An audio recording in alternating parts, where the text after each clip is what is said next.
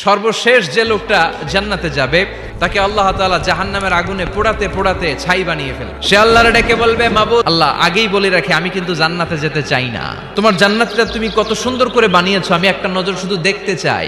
এবার জান্নাতের গেটের সামনে বসে বসে জান্নাতের সৌন্দর্য দেখা শুরু করবে। সুবহানাল্লাহ। এয়ার কন্ডিশনের রুমের দরজার বাইরে দাঁড়ালো, এয়ার কন্ডিশনের রুমের একটা ঠান্ডা বাতাস গায়ে লাগে না? তো ও যখন জান্নাতের দরজার সামনে দাঁড়াবে, ওর গায়েও এরকম জান্নাতের ঠান্ডা বাতাসের হিমেল ছোঁয়া গাটাকে শীতল করে দিবে।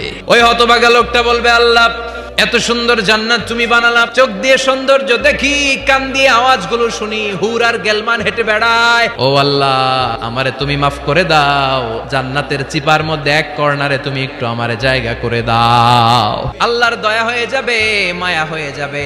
আল্লাহ বলবেন, ঠিক আছে জান্নাতে যা, তোরে আমি জান্নাতে ঢুকাই দিলাম, তবে মনে রাখিস তোর জান্নাতটা হবে সবচেয়ে ছোট জান্নাত, আর তোর জান্নাতটা হবে এই পৃথিবীর 10 গুণ। চিল্লায় এখন সুবহানাল্লাহ।